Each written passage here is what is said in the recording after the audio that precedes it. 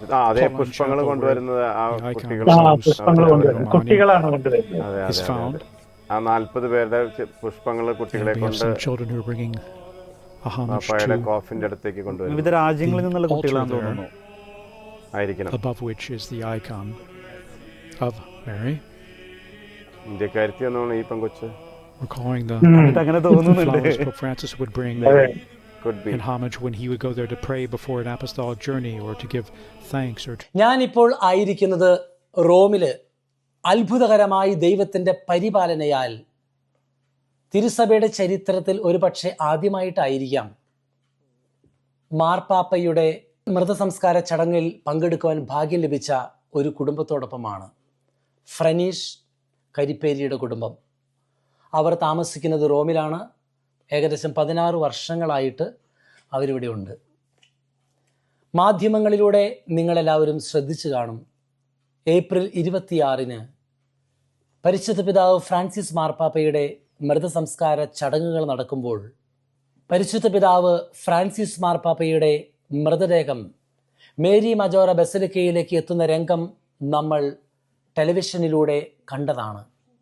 നമുക്കറിയാം, ആ മൃതദേഹം ദേവാലയത്തിലേക്ക് പ്രവേശിപ്പിക്കുമ്പോൾ കുരിശും മെഴുകുതിരികളും അതിനു പുറകിൽ വൈദികരും പിന്നീട് കർദിനാൾമാരും എല്ലാവരും അതിൻ്റെ പുറകിലായിട്ടുണ്ടായിരുന്നു. എന്നാൽ മൃതദേഹത്തിന് പുറകിൽ നിന്ന് ആ വിലാപയാത്രയിൽ പങ്കെടുക്കാൻ അപൂർവ ഭാഗ്യം ലഭിച്ച 4 കുഞ്ഞുമക്കളിൽ ഒരാളാണ് ഈ ഇരിക്കുന്ന നിയ എന്ന് പറഞ്ഞ കുഞ്ഞുകുട്ടി. അവളുടെ കയ്യിൽ ഫ്രാൻസിസ് മാർപ്പാപ്പയുടെ ചിത്രമുണ്ട്. ഓർക്കുക, തിരുസഭയുടെ ചരിത്രത്തിൽ ഒരിക്കലും ഇങ്ങനൊരു ഭാഗ്യം ഒരു കുടുംബത്തിനും ഇന്ത്യയിൽ നിന്ന് ലഭിച്ചിട്ടുണ്ടായിരിക്കുകയില്ല. അങ്ങനൊരു ഭാഗ്യം ലഭിച്ച ഒരു കുടുംബമാണ്, ഒരു കുഞ്ഞാണിത്. എന്താണ് സംഭവിച്ചത്? വത്തിക്കാനിൽ നിന്നും അറിയിപ്പ് ലഭിക്കുന്നതനുസരിച്ച് തിരഞ്ഞെടുക്കാൻ പോകുന്ന 4 കുഞ്ഞുങ്ങൾ, നമുക്കറിയാം മാർപ്പാപ്പ ഒരുപാട് സ്നേഹിച്ചതാണ് കുഞ്ഞുമക്കളെ. കുഞ്ഞുങ്ങളെ എത്രമാത്രം സ്നേഹത്തോടു കൂടിയാണ് മാർപ്പാപ്പ വാരിപ്പുണരുന്നത്. അതുകൊണ്ട് മാർപ്പാപ്പയുടെ മൃതസംസ്കാര ചടങ്ങുകളിൽ കുഞ്ഞുങ്ങളില്ലാതെ എന്ത് മൃതസംസ്കാര ചടങ്ങ്? കാരണം അത്രമാത്രം കുഞ്ഞുങ്ങളെ സ്നേഹിച്ച ഒരു പാപ്പ, കുഞ്ഞുങ്ങളുടെ പാപ്പ. ഈശോയുടെ 2 വചനങ്ങളാണ് എൻ്റെ മനസ്സിലേക്ക് കടന്നു വരുന്നത്. ഒന്ന്, മുൻപന്മാർ പിൻപന്മാരും പിൻപന്മാർ മുൻപന്മാരുമായി മാറും. 2, ശിശുക്കൾ എൻ്റെ പക്കലേക്ക് കടന്നു വരട്ടെ, അവരെ തടയരുത്. അതെ, മാർപ്പാപ്പയെ സ്നേഹിച്ച കുഞ്ഞുമക്കൾ മാർപ്പാപ്പയുടെ മൃതശരീരത്തിന് പുറകിലായി മൃതസംസ്കാര ചടങ്ങുകൾക്ക് വേണ്ടി അനുധാവനം ചെയ്യുമ്പോൾ അവിടെ ഒരു കുഞ്ഞ് മകളുണ്ടായിരുന്നു, നമുക്ക് പ്രിയപ്പെട്ട നെയ. നമുക്ക് മാർപ്പാപ്പയുടെ മൃതസംസ്കാര ചടങ്ങുകളിൽ നിയയെ ദൈവം തിരഞ്ഞെടുത്തതിന് ശേഷം നിയയുടെ ജീവിതത്തിലുള്ള ആ നിമിഷങ്ങളിലുണ്ടായ സംഭവങ്ങളെക്കുറിച്ച് ഒന്ന് ചോദിച്ചറിയാം. അതായത്, നിയയ്ക്ക് ആ ദേവാലയത്തിലേക്ക് കയറുന്ന സമയത്ത് പൂക്കൾ തന്നത് ആരാന്ന് ഓർമ്മയുണ്ടോ? ബൊക്കെ അതാരായിരുന്നു? കർദിനാൾ. നിങ്ങളുടെ 4 കുഞ്ഞുങ്ങൾക്കും കർദിനാൾ കൊണ്ട് തരായിരുന്നു എല്ലാവരുടെയും കയ്യിലേക്ക്. അത് എന്ത് തരത്തിലുള്ള കളറുള്ള ബൊക്കെ ആയിരുന്നു? ഫ്ലവർ? White rose. എല്ലാവരുടെയും കയ്യിലുണ്ടായിരുന്ന വൈറ്റ് റോസ് ആയിരുന്നു. കാരണം ഫ്രാൻസിസിന് വൈറ്റ് റോസ് ആയിരുന്നു ഇഷ്ടം. അതല്ലേ? ഓക്കെ. അപ്പം നിങ്ങൾ 4 പേരുടെ കയ്യിലേക്കും ഈ ബൊക്കെ തന്നിട്ട് നിങ്ങൾ അവിടെ വെയിറ്റ് ചെയ്തോ? കുറച്ചു നേരം വെയിറ്റ് ചെയ്തു. എന്നിട്ട് മാർപ്പാപ്പയുടെ മൃതദേഹം കൊണ്ടുപോകുമ്പോൾ അതിൻ്റെ പുറകിലായിട്ട് നിങ്ങൾ പോയി അല്ലേ? നിങ്ങൾ അങ്ങനെ യാത്ര ചെയ്ത് പള്ളിയുടെ ബസിലിക്ക, മേരി മജോറ ബസിലിക്കയുടെ അകത്തേക്ക് കയറി കഴിഞ്ഞിട്ട് നിങ്ങൾ മാർപ്പാപ്പയുടെ മൃതദേഹം അരികിൽ വെച്ചതിന് ശേഷം നിങ്ങളെ പള്ളിയുടെ അകത്തേക്ക് കൊണ്ടുപോയോ? അത് കഴിഞ്ഞിട്ട് എന്താ സംഭവിച്ചേ? അത് കഴിഞ്ഞിട്ട് ഈ പൂക്കളായിട്ട് നിങ്ങൾ പോയി. ഈ പൂക്കളായിട്ട് മാർപ്പാപ്പയുടെ ബോക്സിന്റെ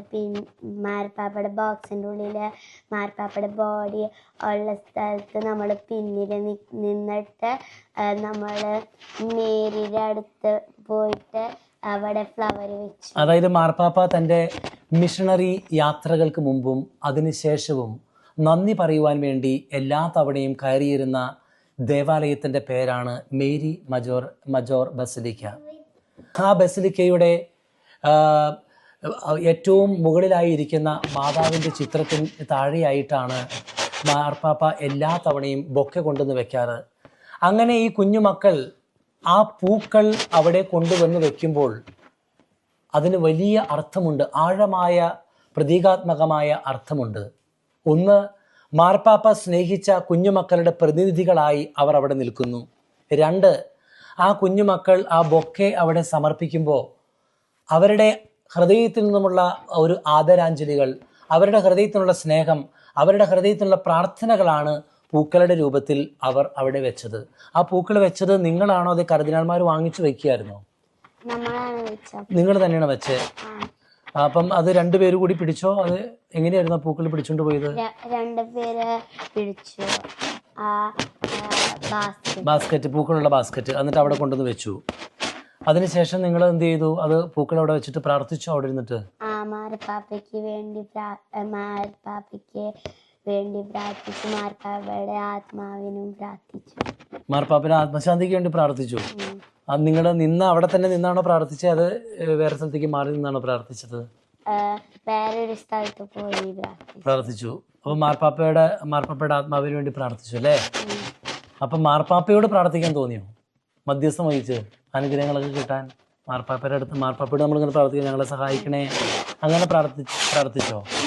അങ്ങനെ പ്രാർത്ഥിച്ചു അല്ലേ? അപ്പൊ അതിനുശേഷം ഇവനെന്താ ചെയ്തേ? അതിനുശേഷം ഒരു കർദിനാൾ നമ്മുടെ അടുത്ത് പോവാൻ പറഞ്ഞു. വത്തിക്കാനിൽ നിന്നുള്ള കർദിനാള് നിങ്ങളെ കൂട്ടിക്കൊണ്ട് ദേവാലയത്തിന്റെ അകത്തുനിന്ന് പുറത്തേക്ക് കൊണ്ടുവരാണ് അല്ലേ? അപ്പം ആ പുറത്തേക്ക് വന്നതിന് ശേഷം എന്താ സംഭവിച്ചത്? അപ്പം അന്നേരം മാർപ്പാപ്പയുടെ മൃതദേഹം പുറത്തുണ്ട്, ദേവാലയത്തിന് പുറത്ത് അല്ലേ? നിങ്ങൾ കയറിയ പള്ളിക്ക് പുറത്ത് അല്ലേ? അതിനുശേഷം നിങ്ങൾ എവിടേക്ക് പോയത്? അതിനുശേഷം കർദിനാൾ നമ്മളെ കൊണ്ടാക്കിയിട്ട് ഇത്തിരി നേരം കഴിഞ്ഞ് പപ്പയുടെ അടുത്തേക്ക് കൊണ്ടുപോയി. അതെ. അപ്പം സൂചിപ്പിച്ചതുപോലെ നമ്മുടെ നെയയും അതോടൊപ്പം തന്നെ കൂട്ടത്തിലുണ്ടായിരുന്ന മറ്റ് 3 കുഞ്ഞുങ്ങളും അവർ ബൊക്കെ സമർപ്പിക്കുന്നു, അവിടെ നിന്ന് പ്രാർത്ഥിക്കുന്നു. ഇവിടെ നമ്മുടെ കുഞ്ഞ് പ്രത്യേകമായിട്ട് പറഞ്ഞു മാർപ്പാപ്പയോട് പ്രാർത്ഥിച്ചു, മാർപ്പാപ്പയ്ക്ക് വേണ്ടി കൂടി പ്രാർത്ഥിച്ചു എന്നാണ് പറഞ്ഞത്. അതിനുശേഷം അവർ ഈ മാർപ്പാപ്പ ബൊക്കെ സമർപ്പിക്കാറുള്ള ആ പൗളീൻ ചാപ്പൽ അല്ലെങ്കിൽ സാലൂസ് പോപ്പുലി റൊമാനോ എന്ന് പറഞ്ഞ ആ ചാപ്പലിൽ നിന്നും പുറത്തേക്ക് ഇറങ്ങി വരുന്നു. അവർ അതിനുശേഷം നെയ പറയുകയുണ്ടായി, അവരെ കർദിനാൾ കൂട്ടിക്കൊണ്ടുപോയി പപ്പയുടെ അടുത്തേക്ക് ആക്കിയതാണ് പറഞ്ഞത് അല്ലേ? 4 കുഞ്ഞുങ്ങളെയും അവരവരുടെ പപ്പയുടെ അടുത്തേക്ക് കൊണ്ടുപോയി ആക്കുകയാണോ ചെയ്തത്? നിങ്ങൾ ഒന്നിച്ച് അല്ല, നമ്മൾ ഒരുമിച്ച് ഇറങ്ങിയിട്ട് പാരന്റ്സിന്റെ അടുത്തേക്ക് കൊണ്ടാക്കി അല്ലേ? അപ്പം അന്നേരം ഫ്രണ്ട്സ് പപ്പ എവിടെയായിരുന്നു? കൊച്ചിന്റെ പപ്പ എവിടെയായിരുന്നു ഇരുന്നത്? ശരിക്കും പറയുകയാണെങ്കിൽ പള്ളിയുടെ മുൻഭാഗത്ത് തന്നെ എൻട്രൻസിനോട്, അതായത് അകത്തോട്ട് കയറി വരുന്നതിന്റെ ലെഫ്റ്റ് സൈഡിൽ, ആ കൊറിഡോറിന്റെ ലെഫ്റ്റ് സൈഡിൽ ഒരു ഡോർ ഉണ്ട്. അതിന് പുറകിലായിരുന്നു ഞങ്ങള് പാരന്റ്സ് നിൽക്കുന്നുണ്ടായിരുന്നു. അപ്പം ഞങ്ങളവിടെ നിന്ന് അത് കഴിഞ്ഞതിന് ശേഷം അവരെ അകത്തെ ഞങ്ങള് ശരിക്കും അതിനകത്ത് കയറുന്ന സമയത്തൊന്നും ഞങ്ങള് കയറി കഴിഞ്ഞതിന് ശേഷം ഞങ്ങളൊന്നും കണ്ടിട്ടില്ല.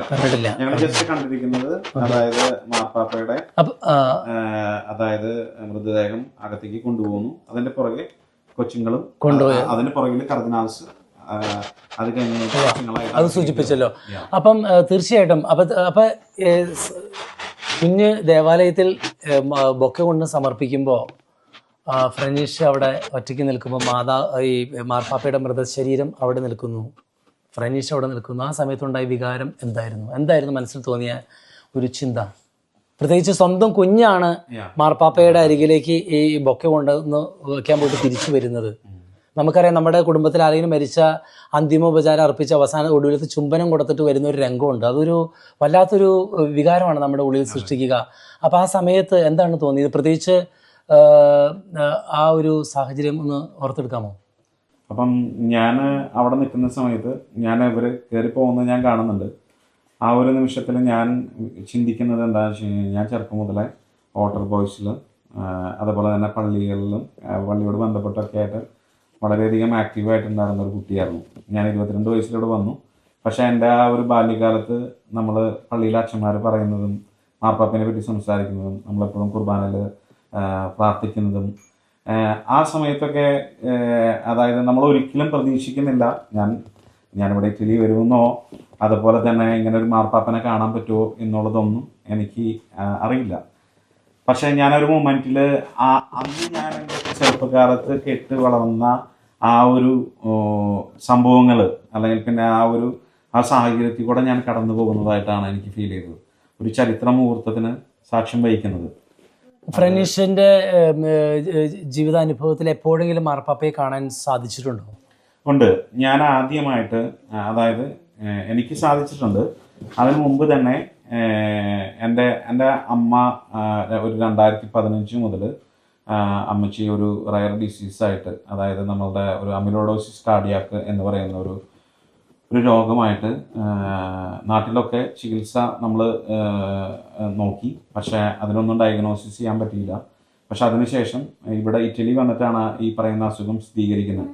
അതിനുശേഷം അമ്മച്ചി ഇവിടെ ട്രീറ്റ്മെന്റിലായിരുന്നു. അമ്മച്ചിയുടെ ഭയങ്കര ഒരു ആഗ്രഹമായിരുന്നു. അപ്പം അമ്മച്ചി അപ്പച്ചനും ഞങ്ങൾ ചെറുപ്പം മുതലേ അമ്മച്ചി അപ്പച്ചനും വളരെയധികം ഒരു ഭക്തിയിലൂടെയും എന്നും കുർബാനയ്ക്ക് കൊണ്ടുപോവുകയും വീട്ടിലെല്ലാ ദിവസവും പ്രാർത്ഥനയും അങ്ങനെ വളരെയധികം ദൈവത്തിനോട് ചേർന്ന് നിൽക്കുന്ന ഒരു കുടുംബമായിരുന്നു ഞങ്ങളുടെ. അപ്പം അതിനുശേഷം ഞാൻ ഇവിടെ വന്നതിന് ശേഷം അമ്മച്ചിനെയും അപ്പച്ചനും കൂടെ കൊണ്ടുവന്നതിന് ശേഷം എൻ്റെ മനസ്സിലും അതേപോലെ തന്നെ അപ്പച്ചൻ്റെയും അമ്മച്ചിയുടെയും ഏറ്റവും വലിയൊരു ആഗ്രഹമായിരുന്നു, അതായത് മാർപ്പാപ്പനെ ഒരു തവണയെങ്കിലും കാണാൻ പറ്റുക എന്നുള്ളത്. അപ്പം അങ്ങനെ ഒരു സമയത്ത് എനിക്ക് ഞാനിങ്ങനെ ഈ ഒരു ആഗ്രഹം നമ്മളുടെ സിസ്റ്റേഴ്സ് ഓഫ് ജീസസ് എന്ന് പറയുന്ന നമ്മുടെ ഒരു ശോഭ സിസ്റ്റർ ഉണ്ട്. അപ്പൊ ആ ശോഭ സിസ്റ്ററോട് ഞാനിങ്ങനെ പങ്കുവച്ചിരുന്നു. അപ്പൊ അമ്മച്ചി ആ സമയങ്ങളിലൊക്കെ ഹോസ്പിറ്റലൈസ്ഡ് ആണ്. ശോഭ സിസ്റ്ററെ നേരിട്ട് അറിയാം. അപ്പൊ അത് കഴിഞ്ഞിട്ട് അമ്മച്ചി റിക്കവർ ചെയ്തതിന് ശേഷം പുറത്തേക്ക് ആ ഒരു സമയത്ത് ശോഭ സിസ്റ്ററോട് ഞാൻ അങ്ങനെ പറഞ്ഞു, അതായത് ഇങ്ങനെ ഒരു ചാൻസ് കിട്ടുമായിരുന്നു, ഒരുപാട് സന്തോഷമായിരിക്കും എന്ന് പറഞ്ഞപ്പോൾ സിസ്റ്റർ വളരെയധികം സന്തോഷത്തോട് കൂടിയിട്ട് അങ്ങനെ ഒരു അവസരം ഉണ്ടാക്കി തന്നു. അപ്പം മാർപ്പാപ്പയെ നിങ്ങളുടെ അപ്പച്ചനും അമ്മച്ചിയും കാണാൻ അവസരം ഉണ്ടായി. അപ്പൊ ആ സമയത്ത് എങ്ങനെയായിരുന്നു പ്രാർത്ഥന നിയമങ്ങളൊക്കെ ആയിട്ട് പോയി എന്നോട് സൂചിപ്പിച്ച ഓർമ്മ? അതായത് അമ്മച്ചിക്ക് അത് ഞാൻ പറഞ്ഞില്ല, അവരുടെ ഒരു ജീവിതത്തിലെ ഏറ്റവും വലിയൊരു ജീവിത അഭിലാഷമായിരുന്നു മാർപ്പാപ്പനെ കാണുക എന്നുള്ളത്. കാരണം ഞാനിവിടെ ഉള്ളത് കൊണ്ട് അവരുടെ ആ ഒരു ചെറുപ്പത്തിലുള്ള ആ ഒരു ആഗ്രഹം സഫലീകരിക്കാനായിട്ടുള്ള ഏറ്റവും വലിയൊരു മൂവ്മെന്റ് ആയിട്ടാണ് കണ്ടിരുന്നത്. അപ്പം ഇങ്ങനെ ഒരു അവസരം കിട്ടുകയും ചെയ്തു സിസ്റ്റർ വഴി. അപ്പം അവരവിടെ ചെന്നപ്പോ അമ്മച്ചി എൻ്റെ അടുത്ത് തലേ ദിവസം, ഞാൻ ആ ദിവസങ്ങളിലൊക്കെ ഭയങ്കര തിരക്കായിട്ട് ജോലിയായിട്ട് നിൽക്കുകയാണ്. അപ്പം എൻ്റെ അടുത്ത് അമ്മച്ചി ആ ദിവസങ്ങളിൽ അന്ന് വൈകുന്നേരം മുതൽ അതിന് തലേദിവസം പറഞ്ഞു, അപ്പൊ എനിക്ക് ജോലി തിരക്ക് മൂലം ചെയ്യാൻ പറ്റിയില്ല. അമ്മച്ചി പറഞ്ഞു, അതായത് മോനെ എൻ്റെ അസുഖങ്ങളും കാര്യങ്ങളെല്ലാം ഒന്ന് നീ എനിക്ക് ഒരു ലെറ്ററായിട്ട് ഇറ്റാലിയനിൽ എഴുതി തരണം, കാരണം മാർപ്പാപ്പയ്ക്ക് ഇവർക്ക് കമ്മ്യൂണിക്കേറ്റ് ചെയ്യാനായിട്ടുള്ള പ്രശ്നമുള്ളത് കൊണ്ട്. അപ്പൊ ഞാൻ അതിന്റെ തലേദിവസമാണ് അപ്പച്ചനും അമ്മച്ചിയും പോകുന്നതിന്റെ തലേദിവസമാണ് ഞാനൊരു പേപ്പറിൽ അമ്മച്ചിയുടെ രോഗാവസ്ഥയെക്കുറിച്ചും അമ്മച്ചിയുടെ പ്രാർത്ഥന, അതായത് അമ്മച്ചിയുടെ പ്രാർത്ഥന ആവശ്യങ്ങളും മാർപ്പാപ്പയോട് അതായത് ഈശോയോട് ഉള്ള പ്രാർത്ഥനകൾ അമ്മച്ചിയുടെ ഇതിലും കാര്യങ്ങളൊക്കെ എന്നെ കൊണ്ട് എഴുതിപ്പിച്ചു അമ്മച്ചി. എന്നിട്ട് അവിടെ കൊണ്ടുപോയി, എന്നിട്ട് അമ്മച്ചി അത് കൊണ്ടുപോയി കാണിച്ചു. കാരണം ഇവർക്ക് സംസാരിക്കാൻ പറ്റാത്തതുകൊണ്ട് ആ ലെറ്റർ കാണിച്ചു. ആ ലെറ്റർ വായിച്ചിട്ട് ഇറ്റാലിയനിലാണ് എഴുതിയത്. ഇറ്റാലിയനിലാണ് ഞാൻ എഴുതിയത്. അത് കണ്ടിട്ട് മാർപ്പാപ്പ അമ്മച്ചിയുടെ തലയിൽ കൈവച്ച് പ്രാർത്ഥിച്ചു ആ ഒരു സമയത്ത്. അപ്പം അങ്ങനെ ഒരു സാഹചര്യമാണ് ആദ്യമായിട്ട് എൻ്റെ ജീവിതത്തില് പോപ്പ് ഫ്രാൻസിസ് ആയിട്ടുള്ള ഫസ്റ്റ് ഒരു ഓർമ്മ. അപ്പൊ ഞാൻ ഇപ്പൊ നേരത്തെ എന്നോട് സൂചിപ്പിച്ച കാര്യത്തിന് ഒരു ഓർമ്മ എനിക്ക് വരണം. അതായത് അങ്ങനെ പ്രാർത്ഥന എഴുതി കൊടുത്തതിന് ശേഷം മാർപ്പാപ്പ ആശീർവദിച്ചതിന് ശേഷം അമ്മച്ചിക്കുണ്ടായിരുന്ന അസുഖം ഇംപ്രൂവ് ചെയ്ത് വന്നിരുന്നു. തീർച്ചയായും അമ്മച്ചിക്ക് അതായത് ആ ഒരു സമയത്ത് ഞാൻ പറഞ്ഞല്ലോ, അതായത് ചികിത്സയ്ക്ക് ശേഷം അമ്മച്ചിയുടെ ഒരു അതായത് നമ്മുടെ കാപ്പാലജ്ജറ എന്ന് പറയും, അതായത് നമ്മുടെ ലൈറ്റ് കേച്ചേഴ്സ്, ആ ഒരു പ്രോട്ടീൻ നമ്മുടെ ശരീരത്തിൽ കൂടുന്നതാണ്. പക്ഷെ അമ്മച്ചിക്ക് ഒരു 2 വർഷത്തെ ട്രീറ്റ്മെന്റിന് ശേഷം അതിന്റെ പ്രൊഡക്ഷൻ നിന്നായിരുന്നു. പക്ഷെ മാർപ്പാപ്പ ആശീർവദിച്ചതിന് ശേഷം അത്ഭുതകരമായ ഒരു മാറ്റം വന്നു. എന്നിട്ട് ആ പറയുന്ന അത് കുറഞ്ഞായിരുന്നു. എന്നിട്ട് അവര് നാട്ടിൽ പോയി. അപ്പൊ അത് കഴിഞ്ഞിട്ട് ശേഷം കുറച്ച് നാള് കാരണം ഒരുപാട് നാൾ ഇവിടെ ആയതുകൊണ്ട് അവർക്ക് നാട്ടിൽ പോകണമെന്ന് ഒരു ആഗ്രഹം ഉണ്ടായിരുന്നു. അങ്ങനെ നാട്ടിൽ പോയി. അപ്പം ആ ഒരു അവസരമാണ് എനിക്ക് ഫസ്റ്റ് ആയിട്ട് കിട്ടുന്നത്. അതെ. പിന്നെ രണ്ടാമത് വ്യക്തിപരമായിട്ട് മാർപ്പാപ്പയെ കണ്ട സാഹചര്യം എന്തായിരുന്നു? രണ്ടാമത് അത് കഴിഞ്ഞതിന് ശേഷം നമ്മളുടെ ആർച്ച് ബിഷപ്പ് റാഫേൽ തട്ടിൽ പിതാവിനെ സ്ഥാനാരോഹണം വത്തിക്കാനിൽ വെച്ച് ചെയ്തപ്പം അച്ഛനും ഉണ്ടായിരുന്നില്ല എന്നാണ്. അപ്പം എനിക്ക് അങ്ങനെ ഒരു അവസരം അവിടെ പോപ്പിനെ കാണാനായിട്ട് പ്രൈവറ്റ് ആയിട്ട് മീറ്റ് ചെയ്യാനായിട്ട് അതൊരു അപ്രതീക്ഷിതമായിട്ട് കിട്ടിയതാണ്. നമ്മളുടെ ഇവിടുത്തെ ബസലിക്ക സാന്താ അനസ്താസിയയിലെ നമ്മുടെ ബാബുച്ചൻ അതുപോലെ തന്നെ സീഫൽ പിതാവൊക്കെ വഴി അന്ന് കുറച്ച് അതായത് സ്ഥാനാരോഹണത്തിന് ശേഷം നന്ദി പറയാനായിട്ടും മാർപ്പാപ്പയെ കാണാനായിട്ടും അങ്ങനെ ഒരു അവസരം കിട്ടിയിരുന്നു. അപ്പം ആ ഒരു സമയത്ത് എനിക്ക് എന്റെ മനസ്സിൽ ആഗ്രഹം ഉണ്ടായിരുന്നു. കാരണം അമ്മച്ചി ആ നിമിഷത്തിൽ ഇല്ല. ആ പറയുന്ന ഒരു സമയത്ത് അമ്മച്ചി ഈ കഴിഞ്ഞ അതായത് 2024 ഫെബ്രുവരിയിൽ അമ്മച്ചി മരിച്ചു. അപ്പം അത് കഴിഞ്ഞിട്ടാണ് ഞാൻ പോകുന്നത്. അപ്പം എനിക്ക് മാർപ്പാപ്പയോട് ആ ഒരു ഫോട്ടോ അവർക്ക് മീറ്റ് ചെയ്യുന്ന ഒരു ഫോട്ടോ എൻ്റെ ഉണ്ട്. അപ്പം ആ ഒരു ഫോട്ടോ എനിക്ക് കാണിക്കണം എന്നുണ്ട്. എന്റെ മൊബൈലിൽ ഞാൻ എടുത്തു വെച്ചിട്ടുണ്ട്. അതായത് ആ ഒരു ഫോട്ടോ എനിക്ക് മാർപ്പാപ്പനെ കാണിച്ചിട്ട് അമ്മച്ചി ഇവിടെ ഇല്ല, പക്ഷെ അമ്മച്ചിക്ക് ഭേദമായിരുന്നു. പക്ഷെ അമ്മച്ചി അതായത് അമ്മച്ചിയുടെ ദൈവം അമ്മച്ചി കൊടുത്ത ഒരു സമയം തീർന്നു പോയിരുന്നു. പക്ഷെ അതുകൊണ്ട് അപ്പൊ ഞാൻ മാർപ്പാപ്പയുടെ അടുത്തൊന്ന് പ്രാർത്ഥിക്കണം അമ്മച്ചിയുടെ ആത്മാവിന് വേണ്ടിയിട്ട് എന്ന് പറയണമെന്ന് ആഗ്രഹം ഉണ്ടായിരുന്നു. പക്ഷെ അന്നേരം ഭയങ്കര തിരക്കായതുകൊണ്ടും ഒന്നും എനിക്ക് സംസാരിക്കാൻ പറ്റിയില്ല. മാർപ്പാപ്പയ്ക്ക് കൈ കൊടുത്തതിന് ശേഷം തിരിച്ചു പോന്നു.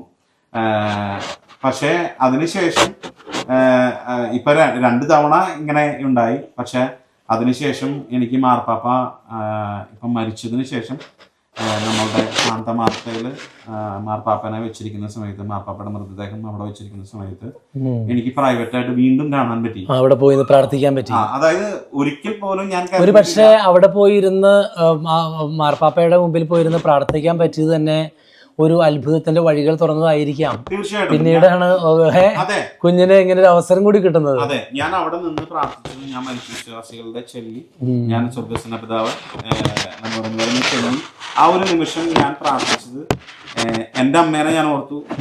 അതായത് അതിന്റെ ഒപ്പം തന്നെ മാർപ്പാപ്പയോട് പ്രാർത്ഥിച്ചിരുന്നു എന്റെ അമ്മ. ഇപ്പം മാർപ്പാപ്പ അതായത് മാർപ്പാപ്പയും ഈ ലോകത്ത് നിന്ന് അതായത് ദൈവസന്നിധിയിലേക്ക് യാത്രയായി. അപ്പൊ ആ ഒരു മൊമെന്റിൽ ഞാൻ പ്രാർത്ഥിച്ചത് അപ്പൊ എന്റെ അമ്മയ്ക്ക് ആശീർവദിച്ചു. ഇപ്പം എന്റെ അമ്മയുടെ കൂടെ നമ്മുടെ മാർപ്പാപ്പയും അവിടെ എത്തിയിട്ടുണ്ട്. തീർച്ചയായും മറ്റൊരു കാര്യം എന്റെ മനസ്സിലേക്ക് ഇപ്പൊ ഓർമ്മ വരുന്നത് ഫ്രനീഷ് കരിപ്പേരി ഇവിടുത്തെ സീറോ മലബാർ കമ്മ്യൂണിറ്റിയിലെ സഭയുടെ കീഴിലുള്ള അനസ്താസിയ പള്ളിയിൽ ബാബുച്ചന്റെ ഇടവക പള്ളിയിലെ ഒരു അംഗം കൂടിയാണ്.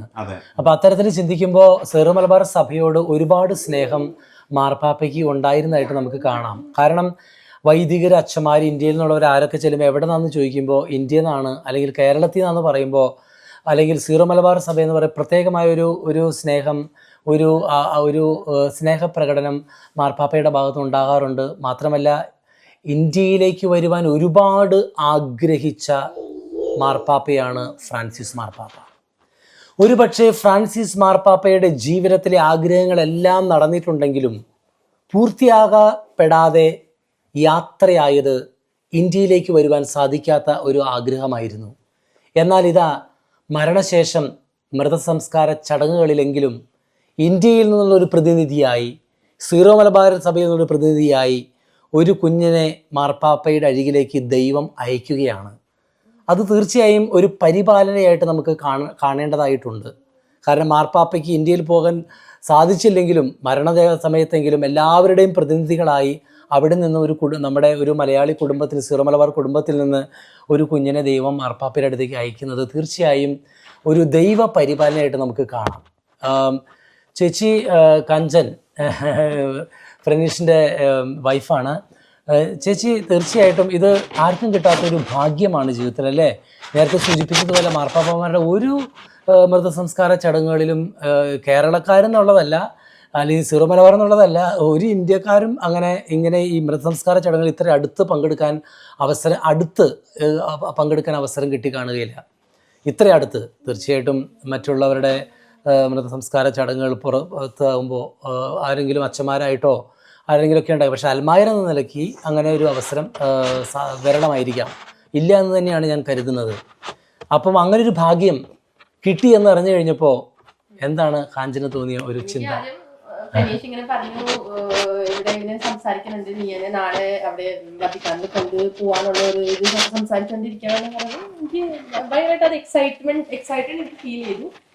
അപ്പൊ തന്നെ എന്റെ മനസ്സിൽ ഡ്രസ് കോഡ് എന്തായിരിക്കും, എത്ര മണിക്ക് കൊണ്ടുപോകണം, എന്തൊക്കെയാണ് അതൊക്കെ മനസ്സിൽ വന്നു. അപ്പൊ എന്തായാലും അവർ വിളിക്കുമെന്നാണ് പറഞ്ഞത്.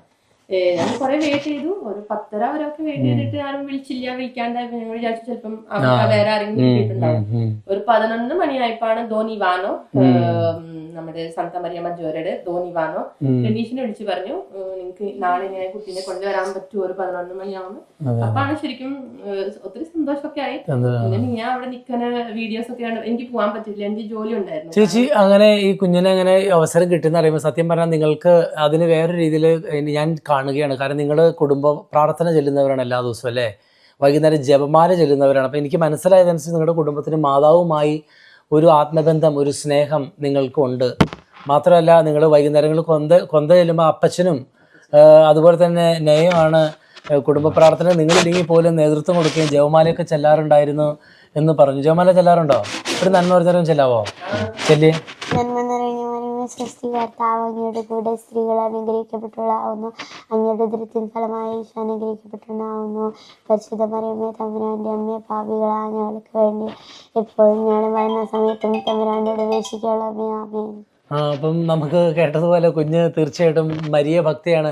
ഞാൻ കേട്ടതെന്ന് വെച്ചാൽ മാതാവിനോട് ഇത്ര ഭക്തിയുള്ള ഒരു കുടുംബം കുഞ്ഞ്, അവൾക്ക് മാതാവിൻ്റെ പാട്ടൊക്കെ അറിഞ്ഞിരുന്നു. 4 പേര് ഈ പാട്ടൊന്ന് പാടാമോ? മാതാവിൻ്റെ മൈക്ക് വേണി കൈ പിടിക്കണോ ജോബിസൻ? എന്നാ പിടിച്ച് പാടിക്കോ. അമ്മേ, എൻ്റെ അമ്മേ, എൻ്റെ ഈശോയുടെ അമ്മേ, അമ്മേ, എൻ്റെ അമ്മേ, എനിക്ക് ഈശോ തന്നൊരമ്മേ. സൂപ്പർ. അപ്പം തീർച്ചയായിട്ടും പരിപാലനയുടെ വഴികൾ അങ്ങനെയാണ്. നിലച്ചിരിക്കാത്ത സമയത്ത് പൂർത്തീകരിക്കപ്പെടാത്ത പ്രാർത്ഥനകൾക്ക് ഉത്തരമെന്നോണം ദൈവം നമ്മുടെ ജീവിതത്തിൽ കടന്നു വരാറുണ്ട്. അതിനും ഒരു കാരണമുണ്ട്. വർഷങ്ങൾക്ക് മുമ്പ് ഈ കുഞ്ഞ് 3 വയസ്സുള്ളപ്പോൾ ഇവരുടെ മാതാപിതാക്കന്മാർ ഒരു ക്രിസ്മസ് രാത്രിയിൽ ക്രിസ്മസ് കുർബാനയിൽ പങ്കെടുക്കാൻ പോയപ്പോൾ ആ സാഹചര്യത്തിൽ മാർപ്പാപ്പയെ കാണണമെന്ന് ഒരുപാട് ആഗ്രഹിച്ചു പോയതാണ് ഈ കുഞ്ഞ്. പക്ഷേ അതിനുള്ള ഭാഗ്യം ലഭിച്ചില്ല, കാണാൻ സാധിച്ചില്ല. അപ്പോൾ ഇവർക്കും സങ്കടമായിരുന്നു.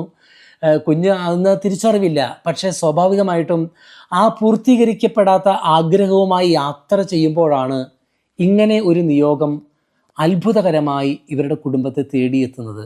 ദൈവം അങ്ങനെയാണ്.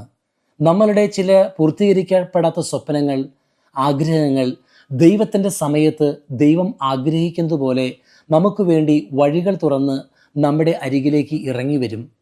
അതിന് തെളിവാണല്ലോ 10,000-കണക്കിന് കുടുംബങ്ങളിൽ നിന്നും ദൈവം ഈ ഒരു കുടുംബത്തെ തിരഞ്ഞെടുത്തത്.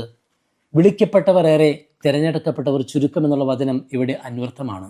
ഏതായിരുന്നാലും 3 വയസ്സുള്ളപ്പോൾ ആ കുഞ്ഞിനെ കാണാൻ സാധിക്കാതിരുന്നെങ്കിലും ഇപ്പോൾ എത്ര വയസ്സുണ്ട്? എനിക്ക് 10 വയസ്സുണ്ട്. ഈ 10ാം വയസ്സിൽ മാർപ്പാപ്പയുടെ മൃതദേഹ സംസ്കാര ചടങ്ങുകളിൽ, അത്യപൂർവമായ സംസ്കാര ചടങ്ങുകളിൽ, പ്രത്യേകിച്ച് മാതാവിനെ ഒരുപാട് സ്നേഹിക്കുന്ന, ആ മാതാവിനോട് ഭക്തിയുള്ള ജപമാല കുടുംബത്തിന് മാതാവ് തന്നെ വഴി തുറന്ന് അവസരം കൊടുത്തു എന്ന് തന്നെ വേണം നമ്മളതിനെ മനസ്സിലാക്കുവാൻ. നമ്മുടെ കൊച്ചു കുഞ്ഞിന് മാർപ്പാപ്പ ആരാണെന്നൊക്കെ അറിയാവോ? അവളുടെ പേരിന് Nyla. Nyla Nyla Nyla Nyla who is this? പാപ്പ ഫ്രാൻസിസ്കോ. വാവ്, പാപ്പ ഫ്രാൻസിസ്കോന് ഇഷ്ടമാണോ? എന്നാ ഒരു ഉമ്മ കൊടുക്കാവോ പാപ്പ ഫ്രാൻസിസ്കി? Good, okay. പാപ്പ ഫ്രാൻസിസ്കയോട് പ്രാർത്ഥിച്ച ഈ കുടുംബത്തെക്കുറിച്ച് ഓർക്കുമ്പോൾ ദൈവം എൻ്റെ ആത്മാവിൽ ഒരു കാര്യം തോന്നിപ്പിക്കുകയാണ്. അത് ഞാൻ ഒരു കാര്യം നേരത്തെ പറഞ്ഞു, ഫ്രാൻസിസ് പാപ്പയ്ക്ക് ഇന്ത്യയിൽ പോകാൻ ആഗ്രഹമുണ്ടായെങ്കിലും അത് നടന്നില്ല. ദൈവം മരണസമയത്ത് ഒരു പ്രത്യേക രീതിയിൽ ആ ഒരു ഇന്ത്യൻ സാന്നിധ്യം, കേരള സഭയുടെ സാന്നിധ്യം അവിടെ കൊണ്ടുവന്നു. അതിനപ്പുറം 3 തലമുറകൾ മാർപ്പാപ്പയെ കണ്ട കുടുംബമാണിത്. ഇവരുടെ മാതാപിതാക്കന്മാർ മാർപ്പാപ്പയെ കാണുന്നു, ഫ്രെനീഷ് മാർപ്പാപ്പയെ കാണുന്നു, അവരുടെ കുഞ്ഞ് മാർപ്പാപ്പയെ കാണുന്നു. അങ്ങനെ 3 തലമുറകൾ മാർപ്പാപ്പയെ കണ്ട കുടുംബം ഒരു പക്ഷേ വിരളം. ആരെങ്കിലും ഉണ്ടോ എന്ന് എനിക്കറിയില്ല, ഉണ്ടായിരിക്കുകയില്ല. ഉണ്ടെങ്കിൽ എന്നെ ബന്ധപ്പെടുക, നിങ്ങളുടെ അടുത്തേക്കും ഞങ്ങൾ വരുന്നതായിരിക്കും. ഏതായിരുന്നാലും തീർച്ചയായിട്ടും അതൊരു വലിയ ദൈവനിയോഗമാണ്. തലമുറകളായി ഇനി മാർപ്പാപ്പയെ കാണുവാൻ വേണ്ടി കാത്തിരിക്കുന്നത് നമ്മുടെ കാഞ്ചനും നമ്മുടെ നൈലയുമാണ്. മാത്രമല്ല നമ്മുടെ നേക്ക് ഒരു ആഗ്രഹം കൂടിയുണ്ട്. ഈ മാർപ്പാപ്പയുടെ മൃതസംസ്കാര ചടങ്ങുകളിലാണ് പൂക്കൾ കൊണ്ടുവച്ചെങ്കിൽ ഇനിയും വരുന്ന കോൺക്ലേവിന് ശേഷം പുതിയ മാർപ്പാപ്പയെ തിരഞ്ഞെടുക്കപ്പെടുമ്പോൾ ആ പുതിയ മാർപ്പാപ്പയ്ക്ക് പൂച്ചെണ്ടുകൾ കൊടുക്കുവാൻ കൂടി ഒരവസരം നൈലയ്ക്ക് കിട്ടട്ടെ എന്ന്, അല്ലെങ്കിൽ നമ്മുടെ നൈലയ്ക്ക് കിട്ടട്ടെ എന്ന് ആഗ്രഹിക്കുകയും പ്രാർത്ഥിക്കുകയും ചെയ്യാണ്. ഏതായിരുന്നാലും പൂക്കളുമായി എന്തൊക്കെയോ ഒരു ബന്ധം നമ്മുടെ ഈ കുഞ്ഞിന് ഉണ്ട് എന്നെനിക്ക് തോന്നി. കാരണം ഈ കുഞ്ഞിൻ്റെ പുറകിലിരിക്കുന്ന വേറൊരു പൂവിടെ ഇരിപ്പുണ്ട്. ഈ പൂവിനും ഒരു ചെറിയൊരു ചരിത്രമുണ്ട്. അതൊരു തമാശ പോലെ എനിക്ക് തോന്നിയതാണ്, പക്ഷേ എങ്കിലും എന്തോ ഒരു അർത്ഥം. അതായത് ഈ പൂവ് ചക്കാലക്കൽ പിതാവ് ബിനുവിന് ലാറ്റിൻ സഭയുടെ ദിവ്യബലിക്ക് ശേഷം പിതാവിന് ലഭിച്ച, ചക്കാലക്കൽ പിതാവിന് ലഭിച്ച ഈ പൂവ് നമ്മുടെ ബിനുവിന് കൊടുക്കുന്നു. ബിനു ഈ പൂവ് നമ്മുടെ നിയയ്ക്ക് സമ്മാനമായിട്ട് ഓൾറെഡി കൊടുത്തിരുന്നു. അപ്പം മാർപ്പാപ്പയുടെ അടുത്ത് വെച്ച ആ പൂവ് ഒരു ഭാഗ്യരൂപത്തിൽ വീണ്ടും തിരിച്ച് നേനയുടെ അടുത്തേക്ക് ചക്കാലക്കൽ പിതാവിലൂടെ എത്തിയത് അതും ഒരു ദൈവനിയോഗം തന്നെയാണ് നമുക്ക് കാണാം. അപ്പോൾ ആ പൂ ഇതാ മാർപ്പാപ്പയുടെ അടുത്ത് തന്നെ ഇരിക്കുകയാണ്. നമുക്ക് നന്ദി പറയാം ഈ കുടുംബത്തെ ഓർത്ത്. അല്ലെങ്കിൽ ദൈവം ഓരോ കുടുംബങ്ങളെയും വ്യക്തികളെയും അത്ഭുതകരമായി ഓരോ നിയോഗങ്ങൾക്കായി വിളിക്കുന്നതോർത്ത്. പരിശുദ്ധ അമ്മയുടെ മാധ്യസ്ഥം തളം കെട്ടി നിൽക്കുന്ന ഈ കുടുംബം, അമ്മയെ സ്നേഹിക്കുന്ന ഈ കുടുംബം നമ്മളുടെ ജീവിതത്തിൽ ഒരു പ്രചോദനമായി മാറട്ടെ. പരിശുദ്ധ അമ്മയുടെ ദേവാലയത്തിൽ അതിൻ്റെ അരികിൽ അന്തിയുറങ്ങുവാൻ ആഗ്രഹിച്ച ഫ്രാൻസിസ് മാർപ്പാപ്പയുടെ ഖബറിടത്തിൽ പ്രാർത്ഥിക്കുവാനായി പോകുമ്പോൾ നമ്മുടെ നിയോഗങ്ങൾ കൂടി വിശ്വാസപൂർവം നമുക്ക് അവിടെ സമർപ്പിക്കാം. ഗുഡ്നസ് ടെലിവിഷന് വേണ്ടി ക്യാമറമാൻ ബിനുവിനോടൊപ്പം European coordinator father Joby Paul.